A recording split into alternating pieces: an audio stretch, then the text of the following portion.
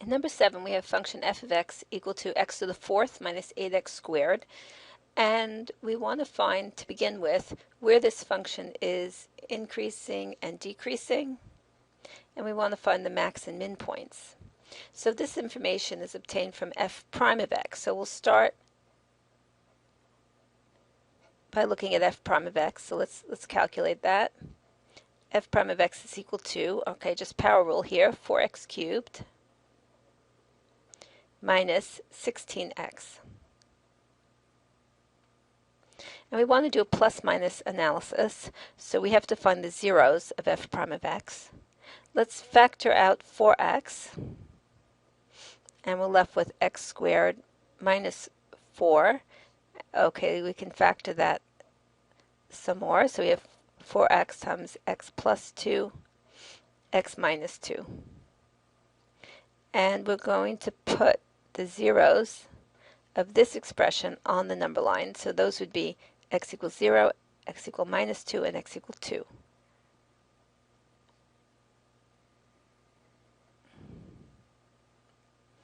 So we put those in order.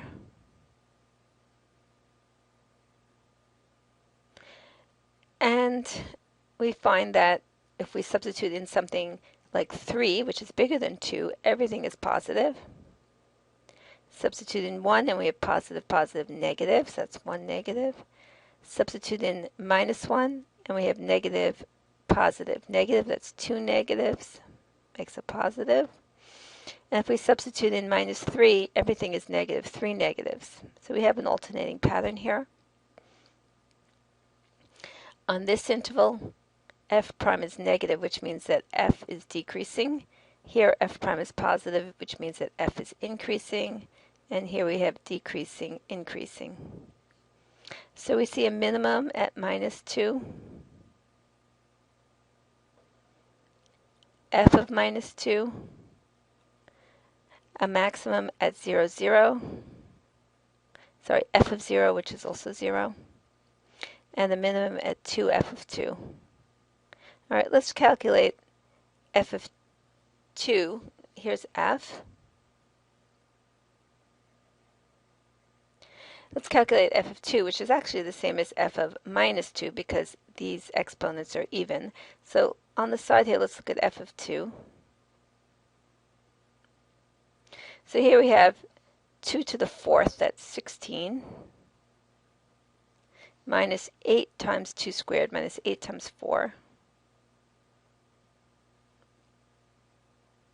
16 minus 32, so that's negative 32.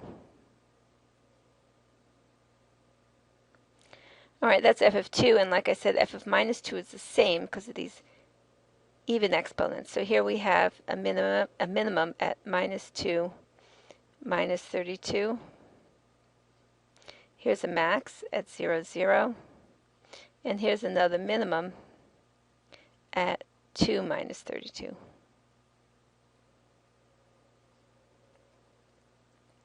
All right, so we have our min-max points, and we have our intervals where f is decreasing, increasing, decreasing, increasing. So that's all the information that we needed to obtain from f prime. And now let's go on to f double prime to see where our function is concave up and concave down, and to find inflection points. So this is the information that we get from f double prime from the second derivative. All right, so let's do that. Let's do f double prime.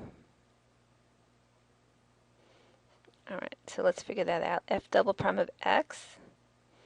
Okay, now we're looking at this expression for f prime, and we're going to take the derivative again. 3 times 4 is 12, so we have 12x squared minus 16. We want to find where this is 0. First, let's factor out a 4. And we have 3x squared minus 4. All right, so we want to know where is this 0 to find inflection points and do a plus minus. So let's put this equal to 0. 3x squared equals 4. That would be 3x squared. 3x squared minus 4 equals 0 is 3x squared equals 4. X squared is 4/3. So we have x is equal to plus or minus the square root of 4/3. So let's put that on the number line.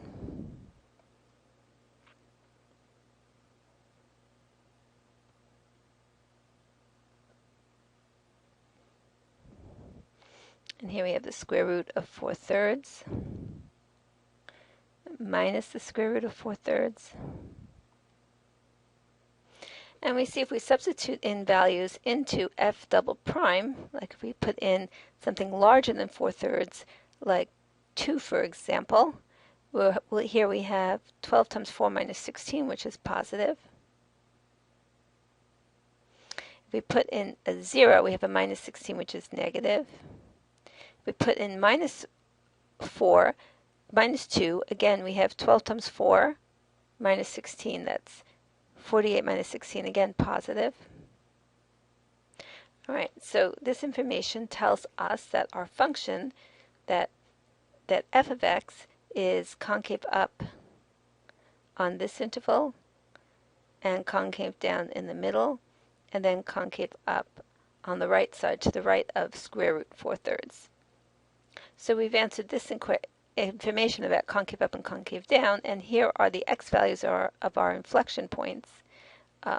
We have inflection here because the function changes from concave up to concave down, and inflection here. So all we have left to do is to get the y values. These are the x values. By substituting back into our function, let's look at our function. Okay, so we have to substitute square root 4/3 in here, and when we substitute in minus square root 4/3, we should get the same thing again because of these even exponents. So let's look at f of square root 4/3. All right, now square root 4/3 to the 4th is going to be 4/3 times 4/3, or 16 over 9, minus 8 times square root of 4/3 squared would just be 4/3.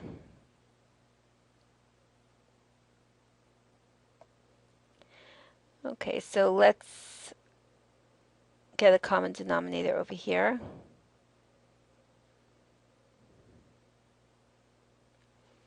This is 8 times 4.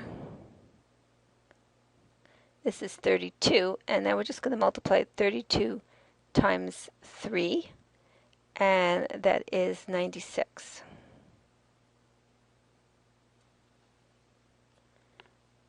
And subtract over here, and we get minus 80 over 9. So that's the y value of the inflection point. So if we list the inflection points, they are, we have for our inflection points minus square root of 4/3, comma, minus 80 over 9, and square root 4/3, minus 80 over 9. All right, so these are our two inflection points.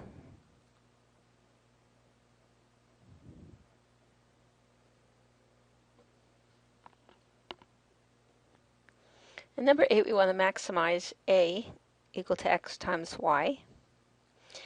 And a has 3 variables, a, x, and y. So this equation has 3 variables, a, x, and y. And we want to, before we differentiate, we want to eliminate 1. So that's where this expression comes in. We differentiate a set to 0 in order to maximize, but first we eliminate. So let's solve for y so we can eliminate y. So here we solve for y, and we have y is equal to 12 minus 3x. So now for the elimination step, remember, eliminate before differentiate. We're just going to put 12 minus 3x for y. So a is equal to x times 12 minus 3x. I'll multiply through to make it easier to differentiate. That's 12x minus 3x squared. All right, now we're going to differentiate a, the quantity that we're maximizing. That's what we differentiate and set to 0 to find the max point.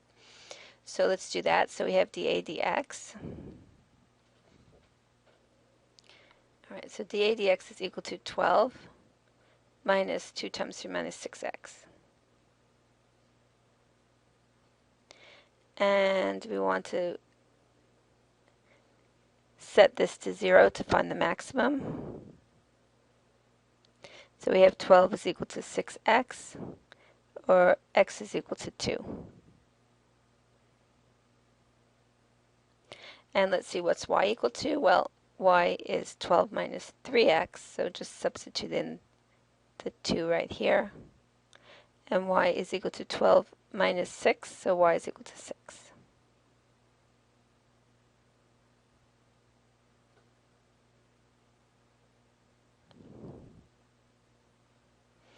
Okay, so the maximum a xy, the maximum value would be 2 times 6, or 12. Number 9 is another maximization problem. It says that a yard is bordering on the river. A yard bordering on the river has a perimeter of 150 feet. Okay, so let's just picture, here's the river, and here's the yard. All right, let's write down the dimensions.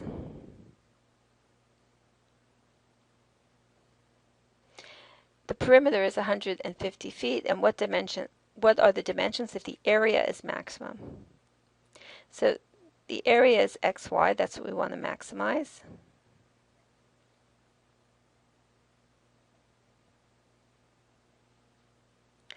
And we're told that the perimeter is 150 feet. Well, the perimeter is 2x plus y.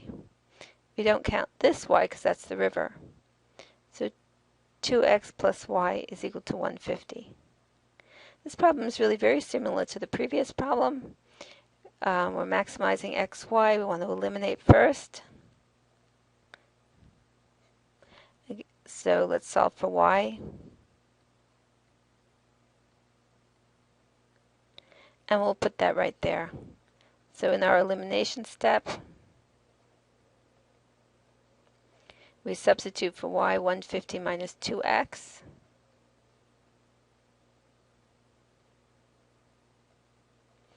And now we have our differentiation step.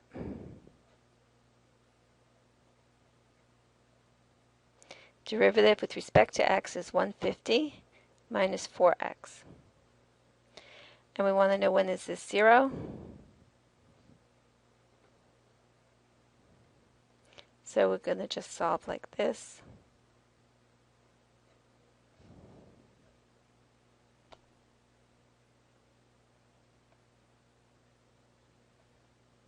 And we have x is equal to 37.5. So we get y by simply substituting into this expression. And we have y is equal to 150 minus 2 times 37.5.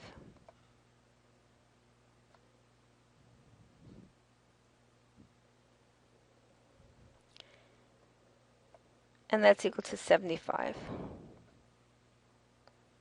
So we have y is equal to 75, and x is equal to 37.5, and those dimensions will maximize this area.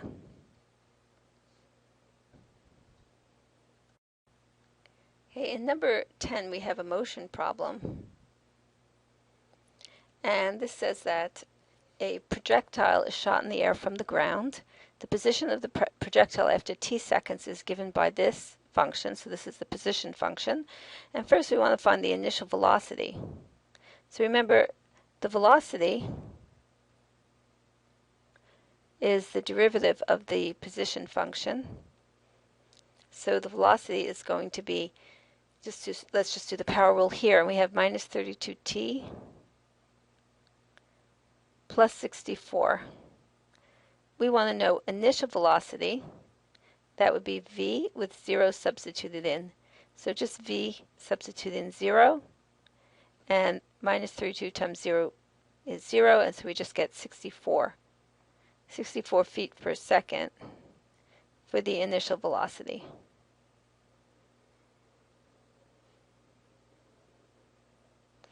In part B, it says when does the particle reach a maximum height? That means at what t-value, at what time? All right, so remember maximum height, that occurs when the velocity is equal to 0. So we have the velocity function right here, and we're just going to set it to 0.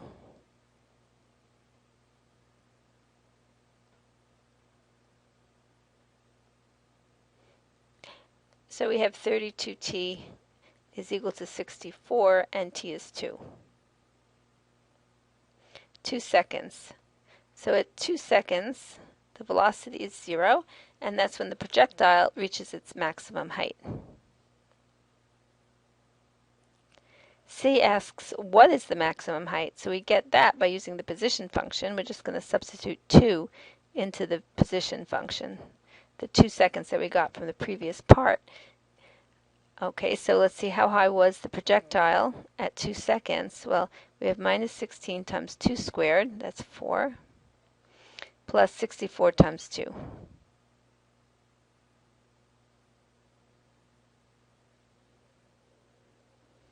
All right, that's minus 64 plus 64 times 2. That's equal to 64. So 64 feet in the air. That's the maximum height. And part D says, when does a projectile return to the ground? When, again, we need a t-value. So the projectile returns to the ground when the position is 0. All right, so that's when s of t is equal to 0. So that's what we have to figure out. Let's take s of t.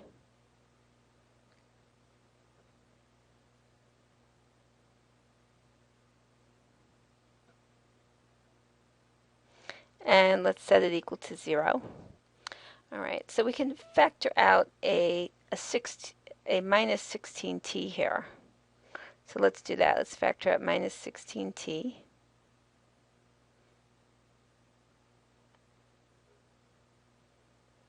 All right, so here we're left with t minus 4.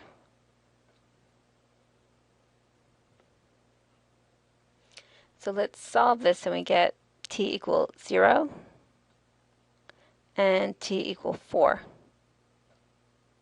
T equals 0 is when it's just starting out. So when does it return to the ground? Well, that would be t equal 4. 4 seconds.